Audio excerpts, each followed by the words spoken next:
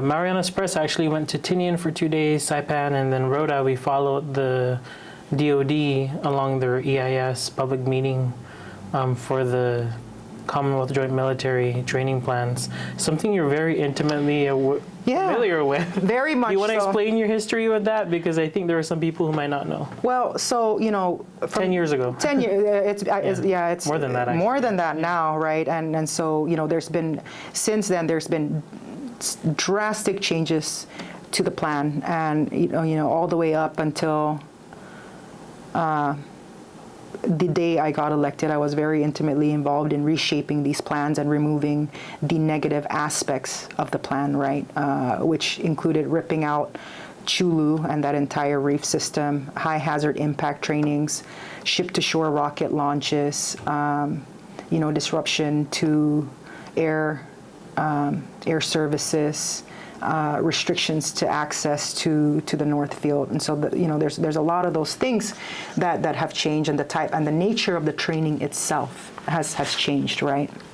But, you know, there still are some concerns, and one of the biggest concerns that needs to be addressed basically is where the proposed range in the North Field and how that how that is positioned will impact mariners as they go back and forth between Saipan and Tinian. For example, you have cargo that comes back and forth every day, right? That's a critical lifeline to our economy and just to people in general. So I think those are areas where we need to figure out how to address those situations and have a conversation with DoD to look at the plan and position those ranges in a way that's not disruptive.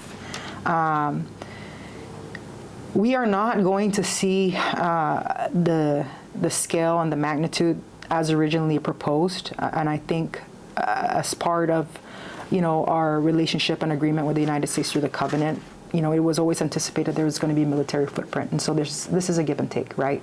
And I'm glad that our concerns have been addressed. But I think there's, you know, areas for improvement where we can still work on, and that's a conversation that we're going to be raising with the Department of Defense.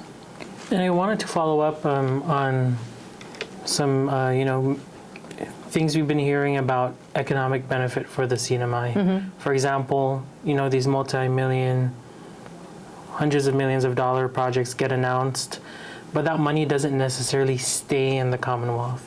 And even with Industry Day and as much engagement, at the end of the day, vendors are competing with national vendors, right? Yeah. So the question we've been hearing at all these meetings is, what's the benefit to the community?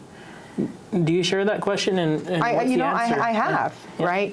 And this is kind of one of those biggest concerns that I had when, you know, we had this conversation about pivoting away from a certain market and that we were going to be reliant now on, you know, the military, right? Department of Defense activities to be able to sustain us. You know, as we've seen with Divert, you have these big contractors who come in, and then, you know, you import labor, and they do pay their share of BGRT, but there's still a question as to whether or not we can collect developers tax. And so that's something that I'm working on, because there seems to be some disagreement as to whether or not these defense contractors should pay developers tax, which I believe that they should. And so that's something that we're trying to get clarity on the federal level. That's one. And two, to your point, you know, you have these big contractors coming in here to bid on these projects. And so one of the things that I'm working on right now on the Small Business Committee is to clarify that when we're talking about the 8A provision, right, which lists these small minority groups who can compete for these projects, that, you know, NMDs are included so that there's specific set-asides so that it can directly benefit the people here. Because what we're seeing right now are these contractors that are coming in from Alaska or Hawaii, and it's hard to compete, right? But if there's specific set-asides for people here, and it's clearly delineated in the law so that it's not ambiguous, right? Then, you know, we would see more of that benefit. But even with all that, you know, a lot of these projects are construction related, and, you know, we're seeing the end of the construction, right? Divert from the last account is about 60% done. And then, when you're talking about activities back in the North Field, they're resurfacing the runway and they're using, the CBs to do that, right? Obviously you're going to have to purchase material, but when that is done, right, then what, right? One of the conversations that we've been having with the Department of Defense is, instead of clearing up more land and further impacting the environment in terms of building the range control on Tinian, is by using existing infrastructure that's there. We've all heard that IBB has rolled out, right, has left, and so now we're going to have that infrastructure sitting there empty. And, there's two impacts to that. Well, IBB represented 30% of power consumption, utilities consumption on Tinian. And so when you take off basically one of your biggest customers from the utilities, that's going to have an overall impact on the rates. And so we need that to continue to be consuming utilities, because CUC needs the revenue, right? And so I'm really happy that they've incorporated that into the plan, and that also, they've looked at keeping on the people who were employed there, which was the other impact.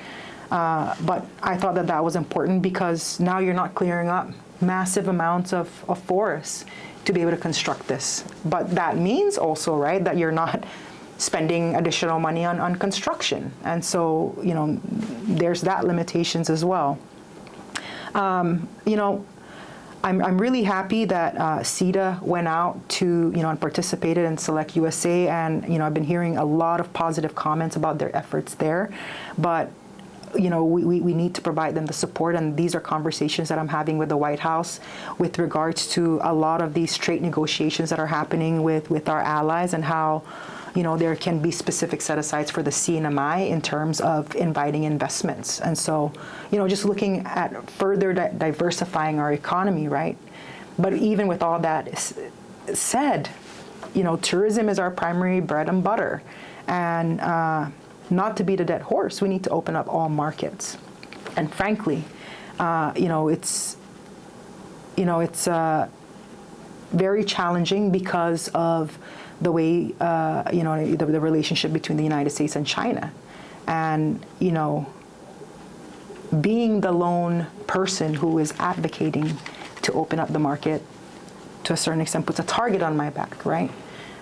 Because while everybody else is saying China is this and this and this and this, I'm saying, yes, we agree. We agree that China is our competitor. We agree that there are a lot of national security implications, but what we're talking about here is tourism. And if tourism from China is good in other markets, why isn't it good for the CNMI? And so,